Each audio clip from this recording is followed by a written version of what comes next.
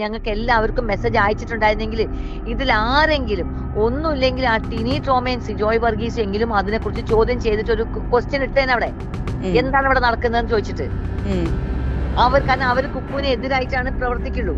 അവർ ആ question ഇട്ടേനെ. Camera check ചെയ്തിട്ട് ചോദിച്ചോ ഇല്ലയോ എന്നുള്ളത് അത് പ്രസിഡന്റ് അറിയിച്ചോ? അതെ, അറിയിച്ചു. എന്നോട് പോകാൻ പറഞ്ഞോണ്ടിരിക്കുന്നത് ചോദിച്ചു, ഞാൻ അറിയിച്ചിട്ടുണ്ട്. പുറത്തല്ലായിരുന്നു പറയേണ്ടത്, ഇതിന്റെ ഉള്ളിലായിരുന്നു അത് തീർക്കേണ്ടത്. അതുല്യ എന്താ പറയുന്നത് മനസ്സിലാക്കാത്തത്? ഒന്നുമില്ലെങ്കിൽ എനിക്ക് എത്ര വർഷത്തെ എക്സ്പീരിയൻസ് ഉണ്ട്. എന്തുകൊണ്ടാണ് ആ പെണ്ണ് എന്നെ തെറി വിളിച്ചിട്ട് ഞാനിത് പുറത്ത് പറയാഞ്ഞത്? കാരണം ഇതിന്റെ അകത്ത് തീർത്തില്ലെങ്കിലാണ് നമ്മൾ പുറത്ത് പോകേണ്ടത്. അപ്പൊ നമുക്ക് പറയാൻ ന്യായമുണ്ട്. ഞാൻ ചോദിക്കട്ടെ, ഉണ്ണീഷ് ശിവപാലിന്റെ ഭാഗത്തുനിന്ന് എനിക്ക് മോശമായ അനുഭവമാണെന്ന് ഞാൻ നീന മാഡത്തോട് പറഞ്ഞിട്ടില്ലേ? അതെ, പക്ഷെ അത് ചീത്ത രീതിയിലുള്ള അനുഭവം എന്ന് പറഞ്ഞിട്ടില്ല. എന്നിട്ട് അയാൾ കരയിപ്പിച്ചിട്ടുള്ള കാര്യങ്ങൾ വരെ ഞാൻ അതൊക്കെ പറഞ്ഞത് ജനറൽ സെക്രട്ടറിക്ക് 1.5 മാസം മുമ്പേ കിട്ടിയ ഒരു കത്തിന് മറുപടിയോ അത് അന്വേഷിക്കാനോ പറ്റാത്ത ഒരാള്, കമ്മിറ്റി മെമ്പേഴ്സ് പോലും അറിയാതെ ഇത് ഹൈഡ് ചെയ്ത് വെച്ചിരുന്ന ഒരു സെക്രട്ടറി എന്നെ ടെർമിനേറ്റ് ചെയ്തപ്പോഴാണ് ഇത് എന്റെ വായിന്ന് പുറത്തു വരുന്നത്. ആണല്ലോ, ഞാനത് മെമ്പേഴ്സിനോട് പോലും, അതായത് എക്സിക്യൂട്ടീവ് മെമ്പേഴ്സിന് പോലും പേഴ്സണലി ഞാൻ ഈ ലെറ്റർ അയച്ചു തരുന്നത് എന്നെ പുറത്താക്കിയതിന് ശേഷമാണ്. പുറത്ത് നിൽക്കുന്ന എനിക്ക് ഇനി എന്തൊക്കെ പറയാമെന്നുള്ളത് എന്തും പറയാലോ. ഇനിയിപ്പോ എടുക്കോ എടുക്കാതിരിക്കാതൊക്കെ അവരുടെ കാര്യം, നമുക്ക് നോക്കാം പുറകെ. ഇതിന്റെ പേരിൽ എന്തുണ്ടായാലും അത് ഫേസ് ചെയ്യാൻ ഞാൻ തയ്യാറായി തന്നെ ഞാൻ നിൽക്കുന്നത്. മോളെ, നമ്മൾ എപ്പോഴും വിക്ടിം ആണ് കളിക്കേണ്ടത്. നമ്മൾ ഒഫൻഡ് ചെയ്ത് കഴിഞ്ഞാൽ നമ്മൾ സ്ട്രോങ് ആയി people will not support you. നമ്മൾ അതേപോലെ എന്നെ അവർ വിക്ടിമൈസ് ചെയ്തു എന്നതില് നമ്മൾ എന്താണ് പിന്നെ അതേപോലെ ലക്ഷ്മിപ്രിയന്റെ കാര്യത്തിൽ മായനെ കൊണ്ട് കത്തെഴുതിപ്പിച്ചു എന്ന് പറഞ്ഞത് അതെങ്ങനെയാണ്? മായനെ കൊണ്ട് കത്തെഴുതിപ്പിച്ചത് ഞാൻ കേട്ടതാണ്. അവിടെ ഇരുന്നവർ ഫോൺ ചെയ്ത് ഇത് ഈ ലക്ഷ്മിപ്രിയയുടെ കാര്യം മാത്രമല്ല, അവിടെ ഇത്രയും സംഭവങ്ങൾ നടന്നു, ഇത്ര എമൗണ്ട് കുടുംബസംഗമത്തിന് മുടക്കിയെന്നും പറഞ്ഞ് ഇവരിരുന്ന് പറയുന്നതിന് ക്യാമറ ചെക്ക് ചെയ്യട്ടെ. ഓക്കെ, അത് പറഞ്ഞു. ക്യാമറ ചെക്ക് മായ പ്രശ്നം ഉണ്ടാക്കുമ്പോ മായനോട് പറഞ്ഞോ, നോക്കി നീ മെയിൽ അയച്ചോ എന്ന് പറഞ്ഞാൽ അത് നാച്ചുറൽ അല്ലേ മോളെ? അതെ, ഇത് മെയിൽ ക്യാമറ ചെക്ക് ചെയ്യട്ടെ. ഞാൻ പറഞ്ഞതിൽ എന്തെങ്കിലും വ്യത്യാസം ഉണ്ടോന്നും, ഇവര് ഓഫ് ഡേ അവിടെ വന്നിരുന്നവരെ സ്വീകരിച്ചതും ഞാൻ ചായ ഇട്ടതും ഇവരോട് ഈ കാര്യങ്ങൾ ഡിസ്കസ് ചെയ്യുന്ന ഉൾപ്പെടെ ധൈര്യമുണ്ടെങ്കിൽ ക്യാമറയിലെ ഓഡിയോ പുറത്തുവിടട്ടെ. ഞാൻ ചലഞ്ച് ചെയ്യാ. ഇത് രണ്ട് രീതിയിൽ നമുക്ക് നോക്കാം. ഞാൻ ഈ പറയുന്നത് അതുല്യനെ മോശമാക്കാനോ കുക്കുവിനെ സപ്പോർട്ട് ചെയ്യാനോ, കുക്കുവിനെ മോശമാക്കിയിട്ട് അതുല്യനെ സപ്പോർട്ട് ചെയ്യാനോ ഒന്നുമല്ല. ഞാൻ ഐ എം തിങ്കിങ് ഒരു ബയാസ്ഡ് അല്ലാതെ, ചില പക്ഷപാതം ഇല്ലാതെ ഞാൻ പറയാണ്. ഇത് രണ്ട് രീതിയിൽ നമുക്ക് മനസ്സിലാക്കാം. ഒന്ന്, ഇപ്പൊ എന്നോട് ഒരു മെമ്പർ, ഓക്കെ, അതാരാന്ന് ഞാൻ പറയുന്നില്ല, കാരണം എന്താണ് അതുല്യക്ക് നന്നായിട്ട് അറിയുന്ന ഒരു വ്യക്തിയാണ്, എന്നെ വിളിച്ച് ചോദിച്ചത്, ഇവരിതൊക്കെ പിണങ്ങിയപ്പോ മാത്രം പറഞ്ഞെങ്കിൽ അതിന്റെ അർത്ഥം ഇവർ പിണങ്ങാതെ കുക്കു അവരെ നല്ല രീതിയിൽ കൊണ്ടുപോയിട്ടുണ്ടായിരുന്നെങ്കിൽ അവർ ഇത് ഒരിക്കലും പറയില്ല എന്നല്ലേ അതിന്റെ അർത്ഥം എന്ന് ചോദിച്ചത് ഒരു വളരെ ന്യായമായ ചോദ്യമാണ്. നമ്മൾ പിണങ്ങുമ്പോഴല്ല നമ്മൾ സത്യങ്ങൾ പറയേണ്ടത്. നമ്മൾ അവിടെ നിൽക്കുമ്പോൾ തന്നെ ശരിയല്ല എന്ന് തോന്നുന്ന കാര്യങ്ങൾ അപ്പോൾ അവിടെ ആയിരുന്നു പറയേണ്ടിരുന്നത്. അങ്ങനെ ആ അയച്ച കത്ത് ജനറൽ സെക്രട്ടറി റിയാക്ട് ചെയ്തില്ലെങ്കിൽ അവിടെ നടന്ന ഓരോ കാര്യങ്ങളും പറയേണ്ട സമയത്ത് ഒഫീഷ്യലി തന്നെ ഇവരെയൊക്കെ ഞാൻ അറിയിച്ചിട്ടുണ്ട്. ഞാൻ ചോദിക്കട്ടെ, ഉണ്ണീഷ് ശിവപാലിന്റെ ഭാഗത്തുനിന്ന് എനിക്ക് മോശമായ അനുഭവമാണെന്ന് ഞാൻ നീന മാഡത്തോട് പറഞ്ഞിട്ടില്ലേ?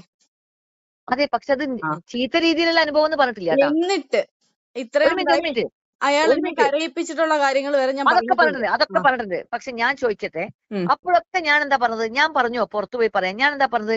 മെയിൽ അയക്കൂ, എല്ലാവരും അറിയിക്കൂ. അകത്തുനിന്ന് എനിക്ക് എന്ത് ഇതാണ് കിട്ടിയിട്ടുള്ളത്? നിങ്ങൾ എല്ലാവരും you send a letter to the general secretary and president. Did you? ഇന്ന് നമുക്ക് എല്ലാവർക്കും കോപ്പി അയച്ച പോലെ അന്ന് ഞങ്ങൾക്ക് എല്ലാവർക്കും ഒരു കോപ്പി അയച്ചിട്ടുണ്ടായിരുന്നെങ്കിൽ ഇതിന് അന്ന് ഒരു തീരുമാനം എടുക്കുമായിരുന്നു അതുല്യ. മോൾ അത് ചെയ്തില്ല.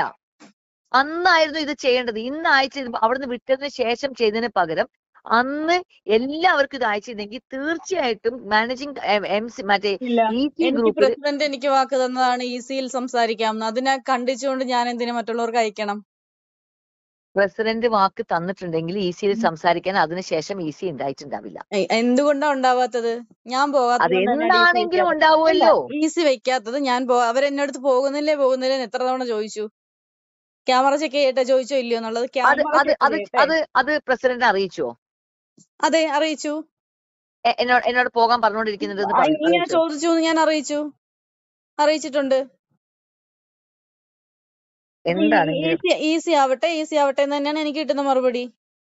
കാരണം ഈസിയിലല്ലേ ചോദിക്കാൻ പറ്റുള്ളൂ. ആ അല്ലെങ്കിൽ ഈ പറഞ്ഞ പോലെ അതൊരു പ്രശ്നം നമ്മുടെ ഇടയിൽ ആക്കേണ്ടിയിരുന്നു. അതാ ഞാൻ പറഞ്ഞത്, ഞങ്ങൾക്ക് എല്ലാവർക്കും മെസ്സേജ് അയച്ചിട്ടുണ്ടായിരുന്നെങ്കിൽ ഇതിൽ ആരെങ്കിലും ഒന്നുമില്ലെങ്കിൽ ആ ടിനി ടോമയും സിജോയ് വർഗീസ് എങ്കിലും അതിനെക്കുറിച്ച് ചോദ്യം ചെയ്തിട്ട് ഒരു ക്വസ്റ്റ്യൻ ഇട്ടേനെ അവിടെ, എന്താണ് ഇവിടെ നടക്കുന്നതെന്ന് ചോദിച്ചിട്ട്. കാരണം അവർ കുക്കുവിന് എതിരായിട്ടാണ് പ്രവർത്തിക്കുള്ളൂ. അവർ ആ ക്വസ്റ്റ്യൻ ഇട്ടേനെ. ആ ഇട്ടിരുന്നെങ്കിൽ ആ നിമിഷം അതിനെ പറ്റിട്ട് ഒരു മീറ്റിംഗ്, അതിന് എത്രയും പെട്ടെന്ന് ഒരു മീറ്റിംഗ് വന്നേനെ. പക്ഷെ അത് ഇടാതെ മോള് ഈ ഇമെയിൽ മാത്രം ഇട്ടപ്പോൾ ഇമെയിൽ വായിക്കുന്നവർക്ക് മാത്രമല്ലേ അത് കിട്ടിയിട്ടുള്ളൂ. വേറെ ആരെങ്കിലും അറിഞ്ഞു അത്? നമ്മുടെ ഉദ്ദേശം എന്തായിരുന്നു? യു ഷുഡ് ബി ദേർ എന്നല്ലേ. ജോലിക്കെടുക്കുമ്പോൾ ഇങ്ങനെയുള്ള കാര്യങ്ങൾ ഞാൻ അകത്ത് നിൽക്കുമ്പോ ഇവരോട് പോലും, ഇപ്പൊ നിങ്ങളൊക്കെ വരുന്നതും പോകുന്നതും ഉൾപ്പെടെ എല്ലാ ഡീറ്റെയിൽസ് നിങ്ങളൊക്കെ എന്ത് സംസാരിച്ചു എന്നുള്ളത് വരെ ഇവരെ ഇൻഫോം ചെയ്യണമെന്നാണ് എനിക്ക് ഇവർ തന്നിരിക്കുന്ന നിർദ്ദേശം. ആ നിൽക്കുന്ന സാധനം ഞാൻ അവിടെ നിൽക്കുന്നത് വരെ ഞാൻ വയലേറ്റ് ചെയ്തിട്ടില്ല. അത്യാവശ്യം അറിയേണ്ടാത്ത കാര്യങ്ങളൊന്നും ഞാൻ ആരോടും പറഞ്ഞിട്ടുമില്ല. ഈവൻ എനിക്കുണ്ടായ അനുഭവങ്ങളിൽ പലതും പോലും ഞാൻ പറഞ്ഞിട്ടില്ല. ഇനിയിപ്പോ ഞാൻ അവിടെ ഇല്ലല്ലോ, ഇനിയിപ്പോ അവിടെ കുഴപ്പമില്ല, ഇല്ല, ഇനിയിപ്പോ അവിടെ ഇങ്ങനെ തന്നെ പോട്ടെ, അത്രേ ഉള്ളൂ. അവിടെ ഇല്ലാത്തപ്പം അപ്പോഴും ഇപ്പൊ നോക്കിയേ, നാളെ ഒരു കമ്പനിയിൽ മോള് ജോയിൻ ചെയ്യുമ്പോൾ, അതുല്യ ജോയിൻ ചെയ്യുമ്പോൾ ആ കമ്പനിയിലെ സീക്രട്സ് അവർ അതുല്യനെ പറയാൻ മടിക്കും. അതിലൂടെ പറയാൻ മടിക്കും. കാരണം നാളെ ഈ കമ്പനി പുറത്തു പോയി കഴിഞ്ഞാൽ ഇവിടുത്തെ കാര്യങ്ങൾ പുറത്ത് പറയും എന്ന് പറഞ്ഞിട്ട്. അതാ ഞാൻ പറഞ്ഞത്, പുറത്തല്ലായിരുന്നു പറയേണ്ടത്, ഇതിന്റെ ഉള്ളിലായിരുന്നു അത് തീർക്കേണ്ടത്. അതുല്യ എന്താ പറയുന്നത് മനസ്സിലാക്കാത്തത്? ഒന്നുമില്ലെങ്കിൽ എനിക്ക് എത്ര വർഷത്തെ എക്സ്പീരിയൻസ് ഉണ്ട്. എന്തുകൊണ്ടാണ് ആ പെണ്ണ് എന്നെ തെറി വിളിച്ചിട്ട് ഞാനിത് പുറത്ത് പറയാഞ്ഞത്? കാരണം ഇതിന്റെ അകത്ത് തീർത്തില്ലെങ്കിലാണ് നമ്മൾ പുറത്തു പോകേണ്ടത്. അപ്പൊ നമുക്ക് പറയാൻ ന്യായമുണ്ട്. ഞാൻ ശ്രമിച്ചു. ഞാൻ ഓരോരുത്തർക്കും, ഓരോ മെമ്പേഴ്സിനും ഞാൻ മെസ്സേജ് അയച്ചു. എക്സിക്യൂട്ടീവ് കമ്മിറ്റിയിൽ അയച്ചു കൊടുത്തു, അവർ മൈൻഡ് ചെയ്തില്ല. ഞാൻ മെമ്പേഴ്സിന് അയച്ചു കൊടുത്തു, മെമ്പേഴ്സ് മൈൻഡ് ചെയ്തില്ല. എനിക്ക് നിവൃത്തിയില്ലാത്തതുകൊണ്ടാണ് ഞാൻ പുറത്ത് പറയേണ്ടി വന്നതെന്ന് പറയാം. ഇതിപ്പം എന്ത് പറ്റി? ഞങ്ങൾ അവിടുത്തെ കാര്യങ്ങൾ 95,000 ഇതിന് വേണ്ടിയിട്ടായി, ഇത്രയ്ക്കും രൂപയായി ഡിസിപ്ലിനറി കമ്മിറ്റി. ഇതൊക്കെ നമ്മുടെ ഉള്ളിലുള്ള സീക്രട്സ് ആണ്. ഇത് എങ്ങനെ അതുല്യ അറിഞ്ഞാലും അത് പുറത്ത് പറഞ്ഞത് എന്ന് പറഞ്ഞാൽ ഒരു കമ്പനി പോളിസിക്ക് അവിടെ ചോദിക്കട്ടെ, ഞാൻ ഈ വിവരം എക്സിക്യൂട്ടീവ് മെമ്പേഴ്സിന് അയച്ചു കൊടുത്ത ശേഷമാണ് ഇത് ലീക്ക് ആയിട്ടുള്ളത്. അത് എന്തായാലും എന്റെ ഫോണിൽ നിന്നല്ലെന്നുള്ളത് ഫോൺ പരിശോധിച്ചോട്ടെ. മോളെ ഇതായിക്കോട്ടെ, ഞാൻ പറഞ്ഞത് മോള് സംസാരിക്കാൻ പാടില്ലായിരുന്നു എന്ന് ഞാൻ പറയുന്നത് ഇപ്പോഴും മനസ്സിലാവണില്ല. മറ്റേ ആള് വിളിച്ചപ്പോൾ അത് അസോസിയേഷന്റെ കാര്യമാണ്, ഞാൻ ഇപ്പൊ അവിടുന്ന് വിട്ടിട്ടേ ഉള്ളൂ, എനിക്ക് അവരോട് ഞാൻ കാര്യങ്ങൾ പറഞ്ഞിട്ടുണ്ട്, അതിന് എന്തെങ്കിലും ഉത്തരം എനിക്ക് കിട്ടിയിട്ടില്ലെങ്കിൽ ഞാൻ നിങ്ങളോട് സംസാരിക്കാം എന്ന് പറയേണ്ടതല്ലായിരുന്നോ മോളെ? അതല്ലേ ചെയ്യേണ്ടത്? അതിന് ആർഗ്യൂ ചെയ്യാതെ അതാണ് ചെയ്യേണ്ടിരുന്നത്. അത് ചെയ്തിരുന്നെങ്കിൽ നാളെ ശ്വേതയ്ക്ക് അവിടെ നിന്നിട്ട് ഫൈറ്റ് ചെയ്തിട്ട് അതുല്യനെ തിരിച്ചു കൊണ്ടുവരാൻ പറ്റുന്നത്. ഞാനൊക്കെ അതിന് സപ്പോർട്ട് നിന്നേനെ. കാരണം അതുല്യക്ക് അറിയാം, കാരണം എന്റെ കണക്ക്. പക്ഷെ ഇപ്പോ എന്നോട് അവർ മെമ്പേഴ്സ് ചോദിച്ചാല്, നീന പുറത്ത് പറഞ്ഞിട്ട് ഇവിടുത്തെ കാര്യങ്ങൾ പുറത്ത് പറഞ്ഞ ഒരാളെ ഞങ്ങൾ എങ്ങനെ തിരിച്ചെടുക്കും? നാളെ ഞങ്ങൾ എങ്ങനെ അവരോട് കാര്യങ്ങൾ അറിയിക്കും? ഇവിടുത്തെ ഓരോ ആൾക്കാരുടെയും, ഞങ്ങളുടെ മമ്മൂട്ടിന്റെയും മോഹൻലാലിന്റെ നമ്പേഴ്സ് വരെ അവരുടെ കയ്യിലുള്ളതാണ്. ഇതൊക്കെ ഇവര് നാളെ കൊണ്ടുപോയിട്ട് മറ്റുള്ളവർക്ക് കൊടുക്കില്ല എന്ന് നമുക്ക് എന്താണ് അറിയാൻ ചോദിക്കുമ്പോ എന്റെ വായ പൂട്ടേണ്ടി വരും ഞാൻ. കാരണം അകത്തുള്ള കാര്യങ്ങൾ പുറത്ത് പറയാൻ പാടില്ലെന്ന്. മോൾ പറയേണ്ട കാര്യങ്ങൾ കൃത്യമായിട്ട് എന്താണ് കുക്കുവിനെ കുറിച്ചിട്ടും ഇവിടെ ഇങ്ങനെ ചെയ്തു എന്ന് പറയുന്നത് ഉള്ളിലായിരുന്നു ആദ്യം പറയേണ്ടത് അതുല്യ. അതാണ് ഞാൻ ഈ പറഞ്ഞുകൊണ്ടിരിക്കുന്നത്. അതെന്തുകൊണ്ട് അത് ആലോചിച്ചില്ല? ഒന്നും ചെയ്യുന്നതിന് മുമ്പ്, ഒന്നുമില്ലെങ്കിൽ ഞാൻ എപ്പോഴെങ്കിലും അതുല്യക്ക് എതിർത്തിട്ട് എന്തെങ്കിലും ചെയ്തിട്ടുണ്ടോ? അതുല്യക്കൊന്നും എന്നെ വിളിച്ച് സംസാരിച്ചുകൂടായിരുന്നില്ലേ? ഞാൻ എന്താണ് എപ്പോഴും പറഞ്ഞുകൊണ്ടിരുന്ന കാര്യം എന്താണ്? അതുല്യനെ തിരിച്ചു കൊണ്ടുവരണം. എങ്ങനെയെങ്കിൽ അതുല്യ നീ പോകരുത്. ഇത് ഞാൻ വെറുതെ തമാശക്ക് ആഗ്രഹിച്ച കാര്യമില്ല. ഞാൻ വളരെ സീരിയസ് ആയിട്ട് എന്റെ മനസ്സിന്റെ ഉള്ളിൽ നിന്ന് വന്ന ആഗ്രഹമാണത്. മുഹമ്മദും പോകരുത് എന്ന് ഞാൻ പറഞ്ഞത് എന്റെ ഉള്ളിലുള്ള ആഗ്രഹമാണ്. അല്ലാതെ നിങ്ങളെ സന്തോഷിപ്പിക്കാൻ വേണ്ടിയിട്ട് ഞാൻ അപ്പത്തെ സന്തോഷത്തിനും സ്നേഹത്തിനും പറയുന്ന കാര്യമല്ല. അതെന്തുകൊണ്ട് അങ്ങനെയാണെങ്കിൽ എന്നെ ഒന്ന് വിളിച്ചു പറയാം, ഞാൻ ഇങ്ങനെയാണ് ചെയ്യാൻ പ്ലാൻ ചെയ്യുന്നത്. ഞാൻ ഒരു പ്ലാനിങ്ങും ഇല്ലായിരുന്നു. സത്യം പറഞ്ഞാൽ ഞാൻ ഒന്നിനും വേണ്ടി ഇരുന്നതും അല്ല. എന്നാൽ അയാളെ വിളിച്ചപ്പോ ഉത്തരം പറയാൻ പാടില്ലായിരുന്നു അതുല്യ? എന്റെ സ്ഥാനത്തൊന്നും ചിന്തിച്ചേ.